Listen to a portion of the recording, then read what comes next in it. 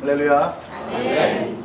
저는 오늘 우리가 함께 같이 교독했던 요나서 2장 1절로 9절 말씀 가지고 고난 속에 핀 감사라고 하는 그런 제목으로 말씀을 나눌 때에 오늘 우리는 다시 한번 이 감사, 이 땡스가 무엇인지를 한번 깊이 깨닫고 감사해서 하나님 앞에 더욱더 복받고 성장하고 회복되는 우리 교회와 여러분이 될 수 있기를 먼저 주의 이름으로 축원합니다. 우리는 이제 이 세르토스 지역으로 이사를 와서 오늘 처음으로 하나님 앞에 감사 예배를 드리기 원합니다. 지금까지도 보호해 주신 것도 감사한데 또 이렇게 새로운 장소로 저희를 옮겨주셔서 감사 예배를 드리기를 원하는데 오늘 또 마침 공교롭게도 오늘은 맥주 감사 주일입니다. 이스라엘 백성들이 지금까지 430년 동안 애굽에서 종살이 하다가 40년 동안 광야 생활을 마치고 가나안 땅에 들어가서 처음으로 이렇게 농사를 짓고 보리를 이렇게 수확했을 때 그들은 제일 먼저 첫 번째 것을 이렇게 하나님 앞에 드림으로 말미암아 이렇게 초실절이라고 하는 이 77절이라고 하는 이 맥주절을 그들은 드리게 되었습니다. 근데 이것은 이스라엘 백성들이 그냥 드리고 싶어서 드린 것이 아니라 하나님께서 이미 출애굽기 23장과 출애굽기 34장에서 이미 모세에게 명령하셨습니다. 너희는 매년 이 세 절기를 지키라고 말씀으로 이렇게 모세에게 명령하셨어요. 그 세 절기가 뭐냐면 유월절과 맥주절과 수장절입니다. 이 세 절기를 그냥 지키라고 주신 것이 아니라 반드시 지키라고, 그냥 지키는 것이 아니라 반드시 지키라고 주신 이 절기인데 왜 하나님께서는 이스라엘 백성들 하여금 이런 절기를 지키게 하시는 것일까요? 무엇 때문에 그 절기를 만들어 놓고 이런 날은 이렇게 지키라고 말씀하시는 걸까요? 첫째는 과거의 하나님을 잊지 말고 감사라는 의미에서 이 절기를 주셨습니다. 두 번째는 현재 하나님을 바라보면서 동행하고 현재 하나님을 의지하라고 이런 절기를 주셨어요. 그리고 세 번째로는 미래의 하나님을 바라보면서 소망 가운데 그 하나님을 바라보고 살라고 이런 절기를 주시면서 꼭 이렇게 때마다 시간마다 하나님께서는 우리에게 절기를 주셨습니다. 그런데 이 절기를 잘못 한국 사람들은 이용합니다. 이런 절기가 오면 감사한금이나 뭘 내라고 하는 그런 의미로 하는데 이스라엘 백성들 구약시대에 이런 절기를 주신 것은 분명한 이유가 있어요. 감사하는 자에게는 하나님께서 더 많은 것으로 더 플러스의 신앙으로 하나님께서 허락하시기 때문에 하나님께서는 우리로 하여금 감사의 삶을 살게 하시는 거예요. 그래서 우리 기독교의 신앙을 한마디로 얘기를 한다면 그것은 감사의 신앙입니다. 하나님은 원망하고 불평한 사람들보다 감사하는 사람들에게 더 많은 것으로, 더 큰 것으로 채워주시기 때문에 그렇습니다. 그래서 우리는 오늘도 먼저 하나님 앞에 이렇게 야외에 나와서 감사로 제사를 드리기를 원하는데 감사가 곧 축복이고 행복이기 때문에 아까도 얘기했지만 우리 기독교를 우리는 감사의 종교라 이렇게 부르는 것입니다. 그렇습니다. 감사는 어느 유명한 신학자가 얘기한 것처럼 수학에 있어서 마치 플러스와 같아서 감사하면 할수록 더 많은 것들로 채워주지만 반대로 원망하고 불평하고 수학에서 마이너스처럼 그렇게 한다면 있는 것도 다 빼앗길 수밖에 없는 것이 바로 이 감사의 원리입니다.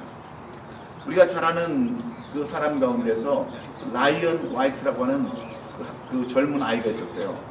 한 20년 전쯤에 이 학생이 13살 때에 혈우병이라고 하는 그 병을 걸려가지고 병원에 가서 수술하다가 그 병원 측의 실수로 인해서 그 피를 잘못 수혈받았습니다. 그래서 에이즈라고 하는 후천성 면역결핍증이라고 하는 그런 병에 걸리게 되었어요. 여러분 13살 먹은 아이가 혈우병에 걸려서 수술을 받다가 그 수술을 그 피를 잘못 수혈 받아가지고 그 에이즈에 걸렸으니 살면 얼마나 살겠어요. 그런데 이 라이언이라는 그 화이트라는 이 아이는 항상 긍정적이고 감사하는 마음을 갖습니다. 부모나 친척이나 형제나 친구들이 얼마나 위로하겠어요. 이제 얼마 살지도 못하는 5년밖에 살지 못한다고 하는 그러한 진단을 받고 누가 여러분 젊은 이제 한참 그 학생이 얼마나 절망이 됐겠어요. 나는 왜 이렇게 수혈을 잘못 받아서 내가 왜 내 인생이 이렇게 빨리 죽어야 되는가? 병원이 원망스럽지 않겠습니까? 사람들이 원망스럽지 않겠고 의사들이 원망스럽지 않겠어요? 그런데 이 친구는 항상 마음속에 감사할 마음을 갖습니다. 그런데 이런 것이 이제 SNS로 이렇게 퍼지니까 많은 사람들이 감동을 받고요. 우리가 잘 아는 옛날 그 당시 대통령이었던 레이건 대통령이 이 그 젊은 아이 학생의 병실을 방문을 해요. 그리고 유명한 그 팝 가수 마이클 잭슨이 거기에 방문을 해서 자기가 만들었던 노래 CD를 주고 위로를 해줍니다. 그리고 유명한 야구 선수나 농구 선수들이 다 찾아가서 이 라이언 화이트라는 사람을 위로하는 거예요. 그런데 결국은 그가 많은 사람들을 만나고 위로를 받지만 그가 18살에 결국 이제 마지막 죽음을 겪게 됩니다. 그때 그 아버지가 죽음의 그 임종을 바라보면서 아버지가 이렇게 얘기를 했어요. 얘야, 내가 너한테 해줄 것이 하나도 없다. 내가 무슨 능력이 있어서 의술이 있어서 너를 고칠 수 있는 것도 아니고 내가 너한테 정말 해줄 것이 하나도 없구나. 그런데 이 아이가 아버지하고 나눈 이야기를 아버지가 신문에 게재를 했어요. 이 아이가 뭐라고 그러겠냐면, 아버지, 나는 그래도 이제 이 18살이라고 하는 짧은 나이에 내 인생을 마치지만 나는 내 친구들에 비해서 나처럼 행복한 사람이 없었습니다. 누가 그 유명한 미국의 대통령을 만날 수가 있었겠고, 누가 내 친구 중에 그 유명한 마이클 잭슨을 내가 만날 수 있겠으며, 그 유명한 야구 선수들, 농구 선수들을 내가 만날 수 있었겠습니까? 그런데 더 그것보다도 더 큰 축복은 아버지가 그 어려운 가정에서도 나를 교회에 데리고 다니면서 하나님을 알게 하는 것. 내 인생이 비록 짧은 인생이지만 영원한 하늘나라에 소망을 갖고 있다는 것, 이것처럼 더 큰 행복이 어디 있습니까? 더 축복이 어디 있습니까? 아버지는 저에게 천국 열쇠를 주셨습니다 하고 그 남긴 이야기를 신문에 냈어요. 그래가지고 많은 사람들이 그 이야기에 더 감동을 받았습니다. 여러분, 그렇습니다. 감사는요, 죽음을 초월할 수 있는, 죽음도 초월할 수 있는 신비한 능력을 갖고 있습니다. 그런데 우리는 어때요? 감사보다는 항상 원망이 앞서고 불평이 앞서고 그런 삶을 살아가지 않습니까? 그런데 하나님은 우리에게 뭘 요구하시냐면 항상 이런 삶을 요구하십니다. 아무리 힘들고 어렵다 할지라도 감사하는 삶을 살아라. 너희들이 절기를 세 번 1년에 지키게 한 이유는 그 감사를 잃어버리지 않기 위함이다라고 하면서 우리에게 오늘 이런 절기를 지키라고 하는 거예요. 여러분, 보리수와 검거 그 사람들이 농사를 별로 지금까지 지어보지 않았습니다. 2세들이 무슨 농사를 지었겠어요? 광야에서 태어난 2세들 이스라엘 백성들이 언제 농사를 지어봤겠습니까? 그런데 그들은 가나안 땅에 들어가서 제일 처음에 지을 수 있는 것이 보리 농사였어요. 보리 농사를 지었으면 얼마나 잘 지었겠습니까? 농사를 그것도 지을 줄 아는 사람이 지어야지. 농사를 지을 줄 모르는 사람들이 보리 농사를 지었으면 얼마나 지었겠습니까? 그런데 그 하나님은 그들로 하여금 너희들이 그 첫 번 보리 농사를 지은 거 그걸 가지고 이 맥주 감사를 지켜라. 왜? 하나님이 햇빛을 내려주시고 비를 내려주시고 그래서 자라게 하셨기 때문에 하나님을 기억하라는 거예요. 이것이 하나님께서 우리에게 요구하시는 귀한 내용입니다. 오늘 우리도 마찬가지입니다. 우리도 마찬가지예요. 우리가 어떨 때 생각해보면 하나님 왜 우리를 얼바인으로 보내셔가지고 그 생고생을 하게 하신 다음에 또 이곳으로 우리를 인도하십니까? 어떻게 생각하면 원망이 들을 수밖에 없어요. 저도 많이 생각해봤습니다. 하나님 왜 그렇게 아름다운 기회를 만들어 놓고 또 그걸 또 나오게 하십니까? 왜 힘들게 하셔서 그 고난 가운데 두게 하셨다가 또 이렇게 나오게 하십니까? 생각해 보니까 하나님이 그런 거예요. 내가 너희로 하여금 너희를 죽이려고 그러는 것이 아니라, 너희를 시험에 빠지려고 하시는 것이 아니라, 너희를 고통스럽고 화난 가운데 그런 것이 아니라, 내가 너희로 하여금 더 좋은 것, 더 나은 것, 더 행복한 것으로 인도하기 위함이라고 하는 제가 음성을 듣고 하나님 앞에 감사를 드리는 겁니다. 그러면서 감사가 얼마나 중요한가, 이 감사하는 신앙이 얼마나 중요한가를 오늘 요나서를 통해서 우리에게 교훈해 주기를 원합니다. 오늘 본문에 보면 하나님께서는 요나라는 사람을 우리에게 소개하는데, 요나라는 뜻은 뭐냐면 비둘기라는 뜻입니다. 순진한 자, 순전한 자, 비둘기 같은 사람, 온유한 사람을 의미해요. 하나님께서는 이 요나를 택하셔서 하나님의 선지자로 부르셨습니다. 그리고 1장에 보면 아수르라고 하는 나라, 니느웨 성을 향해서 너는 내 말을, 내 복음을 전하라고 명령하셨어요. 그런데 요나가 어떤 사람인 줄 아십니까? 순전하고 비둘기 같은 성격을 가진 사람이지만 그는 민족주의자입니다. 옛날 아수르라는 나라는 오늘날 이라크와 같은 나라예요. 자기 민족을 수없이 괴롭혔던 그러한 민족 중 하나가 아수르라는 나라인데, 하나님께서 이 아수르를 향해서 하나님의 복음을 전하라고 하는, 이제 곧 성이 망할 것이니 너희가 회개하고 돌아오라고 하는 이 말씀을 전하라고 하는 이 요나는 하나님의 말씀에 불순종합니다. 그리고 요바로 내려가서 어디로 도망가요? 다시스라고 하는 것으로 도망을 갑니다. 그러나 하나님께서 택하신 하나님의 선지자 요나를 그냥 두지 않았어요. 다시스로 가는 배에 풍랑을 내립니다. 엄청난 풍랑이 내리자 이 뱃사공들과 배선주들이 이상하게 여기는 거예요. 우리가 지금까지 이 길을 수없이 왔다 갔다 했는데 이런 풍랑을 처음 만난 겁니다. 그래서 그들이 뭐를 하는 줄 아세요? 제비를 뽑습니다. 도대체 여기서 누가 잘못했길래 우리가 이게 풍랑을 만나야 되는가? 이거는 분명히 무슨 뜻이 있는 거다라고 제비를 뽑았을 때 누가 걸렸어요? 요나가 걸려들었습니다. 그래서 그 사람들이 물어보지 않습니까? 1장에 1장 8절에 이런 말이 써 있어요. 무리가 그에게 이르되 청하건대 이 재앙이 누구 때문에 우리에게 임하였는가 말하라. 내 생업이 무엇이며 내가 어디서 왔으며 내 나라가 어디에 있으며 어느 민족에 속하였느냐고 제비 뽑힌 요나에게 이렇게 물어보는 거예요. 그 뱃사람들이. 그러니까 요나가 뭐라고 대답하냐면, 나는 히브리 사람이요 바다와 육지를 지으신 하나님 여호와를 경외하는 자라 하고, 자기가 여호와의 얼굴을 피한 줄을 그들에게 말하였으므로 우리가 알고 심히 투르했다고 했어요.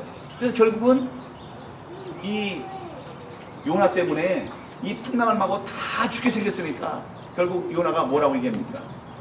나를 들어서 바다에 던져라, 이렇게 얘기합니다. 그래서 요나가 그 사람들에 의해서 바다에 던져졌습니다. 풍랑은 수없이 치고 그럴 때 요나가 바다에 던져졌음으로 인해서 풍랑이 멈췄다고 했어요. 그리고 하나님은 누구를 예비하냐면 큰 물고기를 예비해서 이 요나를 삼켜버립니다. 여러분, 우리가 교회에서 거의 한 3년을 살았는데요, 이 좁은 방에서 살면은 뭐가 생기는 줄 아세요?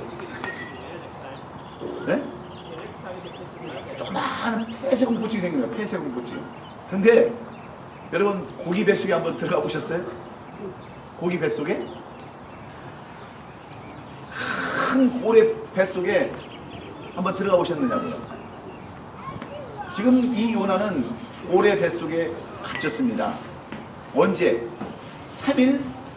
3야를 3일 동안, 사흘 동안 고래 뱃속에서 지금 갇혀있는 거예요. 여러분, 고래 뱃속에 들어가면 고래들이 먹었던 새우부터 시작해서 그게 다 윗속에 넣은 내장에서 나오는 그 유액으로 인해서 다 썩은 거예요.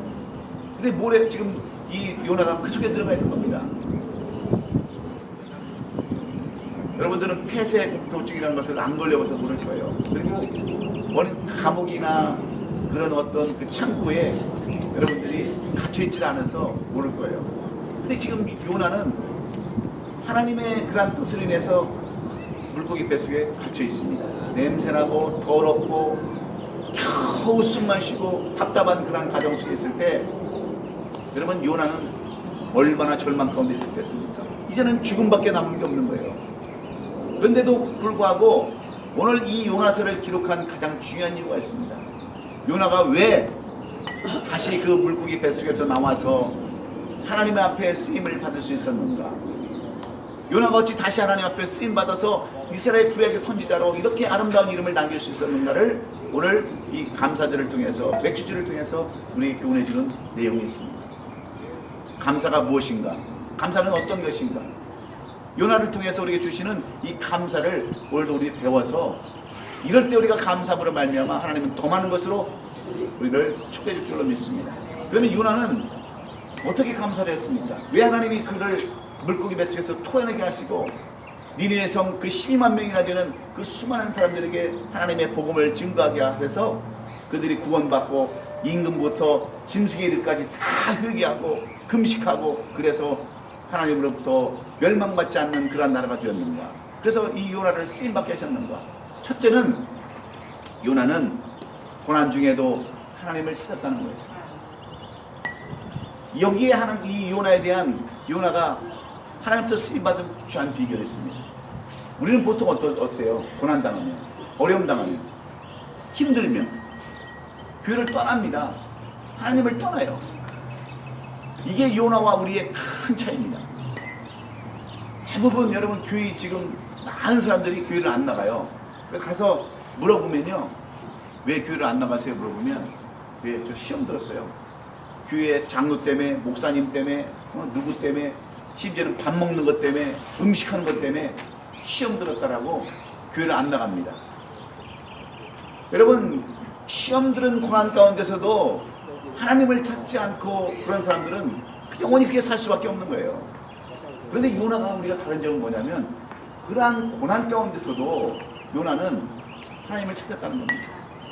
이게 가장 다른 점이에요. 여러분 힘드세요? 정말 어렵습니까? 시험 드세요? 그럴수록 요나처럼 하나님을 찾으세요. 그러니까 하나님 앞에 이런 고난 주신 것도 감사하면서 하나님 영광을 돌릴 때 하나님은 그런 사람들을 다시 쓰임받게 하시는 거예요.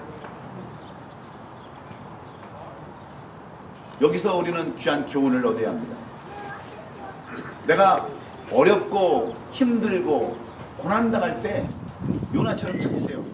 그 물고기 뱃속에서 모든 바닥풀이 내 머리를 휘감고 그 깜깜한 나무 가운데서 있다 할지라도 하나님을 찾는 사람은 반드시 성공하게 되어 있어요.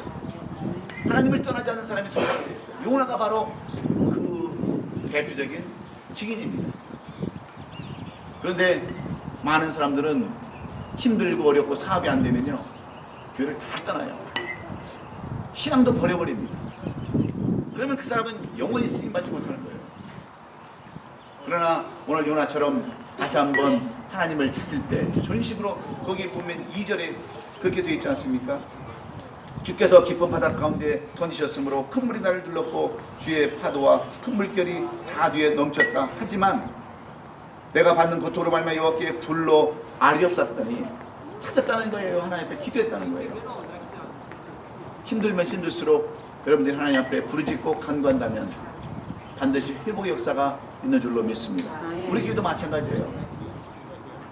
하나님께서 왜 우리가 그럼 3년 6개월 동안 예수님이 사셨던 그 3년 6개월 동안을 왜 얼바인에 가서 그토록 생고생을 하게 하고 힘들게 하고 어려운 삶을 살게 하셨습니까? 우리를 죽이시려고 그랬겠어요?